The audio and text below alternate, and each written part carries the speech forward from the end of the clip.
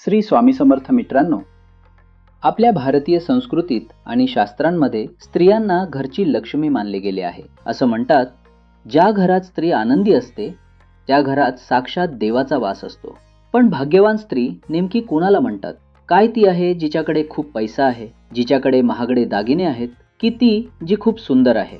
मित्रांनो, स्त्रीचे खडे भाग्य तिच्या बाह्य सौंदर्यावर किंवा पैशांवर ठरत नाही, तर तिच्या गुणांवर, स्वभावावर आणि कर्मावर ठरते. गुणवान स्त्री फक्त स्वतःचेच आयुष्य सुंदर बनवत नाही, तर ती ज्या घरात जाते त्या घराचे नंदनवन करते. ती माहेर आणि सासर अशा दोन्ही कुळांचा उद्धार करते.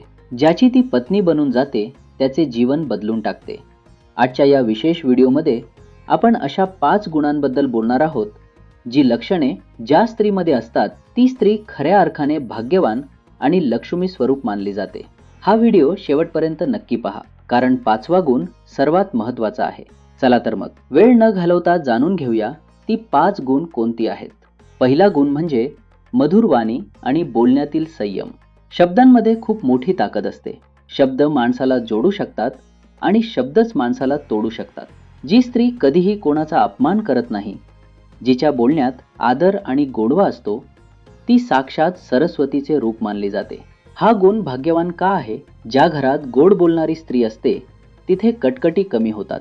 सासू सासरे, पती, मुले यांच्याशी प्रेमाने बोलल्यामुळे कुटुंबात एकोपा राहतो. जेव्हा घरात एखादे संकट येते तेव्हा स्त्रीने शांत राहून संयमाने घेतलेला निर्णय संपूर्ण कुटुंबाला सावरतो. एक सुंदर सुविचार आहे, रूपाचे सौंदर्य काही वर्षांनी कोमेजून जाते, पण शब्दांचे आणि स्वभावाचे सौंदर्य मरेपर्यंत टिकून राहते. त्यामुळे जी स्त्री राग आल्यावरही स्वतःच्या जिभेवर ताबा ठेवते आणि शब्दांची मर्यादा ओलांडत नाही, ती घरासाठी आणि स्वतःसाठी खूप मोठी भाग्याची गोष्ट असते. दुसरा गुण म्हणजे संतोष आणि सकारात्मकता. आजच्या काळात आपण पाहतो की लोकांमध्ये तीव्र स्पर्धा आहे. तिच्याकडे तो दागिना आहे, मग मला का नाही? त्यांच्याकडे मोठी गाडी आहे, आपल्याकडे का नाही? या हव्यासापोटी अनेक घरे उद्ध्वस्त होतात. पण जी स्त्री समाधानी असते ती खऱ्या अर्थाने भाग्यवान असते. समाधानी असण्याचा अर्थ असा नाही की तिने प्रगती करू नये. प्रगती नक्की करावी, पण जे आज आपल्याकडे आहे त्याबद्दल कृतज्ञ असणे गरजेचे आहे. त्या स्त्रीच्या या गुणामुळे पतीला आणि परिवाराला फायदा होतो. जेव्हा पती आर्थिक अडचणीत असतो तेव्हा जर पत्नीने काळजी करू नका, जे आहे त्यात आपण सुखाने राहू आणि पुन्हा मेहनत करू असा धीर दिला तर पतीची ताकद दुप्पट होते. आई समाधानी असेल तर मुलेही वस्तूंचा हट्ट न करता परिस्थिती समजून घ्यायला शिकतात. अशी स्त्री गरिबीतही महाल उभा करू शकते, कारण तिच्याकडे आनंदी राहण्याची कला असते. तिसरा गुण म्हणजे निस्वार्थ प्रेम आणि त्यागाची भावना. स्त्रीला सृजनशक्ती मानले गेले आहे. ती एका बीजापासून वटवृक्ष बनवण्याची ताकद ठेवते. कुटुंबातील प्रत्येक व्यक्तीच्या आवडीनिवडी जपणे, सर्वांना एकत्र बांधून ठेवणे हे तिचे वैशिष्ट्य असते. स्वतःचे अस्तित्व संपवणे म्हणजे त्याग नाही, तर कुटुंबाच्या आनंदासाठी छोट्या छोट्या गोष्टींचा आनंद वाटून घेणे म्हणजे त्याग. आज घरात भाजी कमी आहे तर ती स्वतः कमी खाऊन मुलांना आणि पतीला पोटभर जेवू घालेल. स्वतः आजारी असेल तरी सकाळी उठून कुटुंबासाठी चहा नाश्ता तयार करेल. हा जो निस्वार्थ भाव आहे तो प्रत्येकामध्ये नसतो. ज्या स्त्रीमध्ये हा गुण असतो ती संपूर्ण कुटुंबाला एका सूत्रात बांधून ठेवते. अशा स्त्रीच्या पायाशी स्वर्ग असतो, कारण ती घराला केवळ वास्तू न ठेवता घरपण देते. चौथा गुण म्हणजे काटकसर आणि योग्य आर्थिक नियोजन. शास्त्रात स्त्रीला गृहलक्ष्मी म्हटले आहे. लक्ष्मी म्हणजे केवळ पैसा नाही, तर पैशांचे योग्य व्यवस्थापन. मिळणारे उत्पन्न कितीही असो त्यातून भविष्यासाठी बचत करणे ही स्त्रीची उपजत कला असते. पूर्वीच्या काळी स्त्रिया डब्यात तांदळाच्या खाली पैसे लपवून ठेवायच्या आणि जेव्हा घरावर अचानक संकट यायचे तेव्हा तेच पैसे घराला वाचवायचे. आजच्या काळातही जी स्त्री आपल्या उत्पन्नाचा किंवा पतीच्या उत्पन्नाचा योग्य ताळमेळ बसवते ती भाग्यवान ठरते.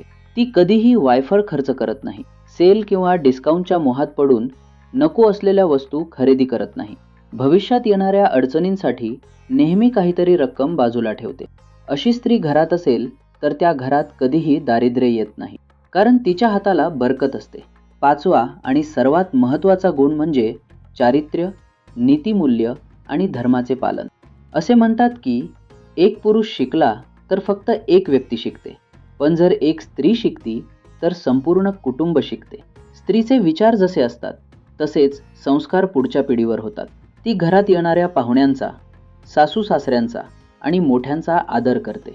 मुलांना केवळ पुस्तकी ज्ञान नाही तर नैतिक मूल्य, प्रामाणिकपणा आणि मेहनतीची सवय लावते आणि स्वतःच्या सन्मानाशी आणि चारित्र्याशी कधीही तडजोड करत नाही.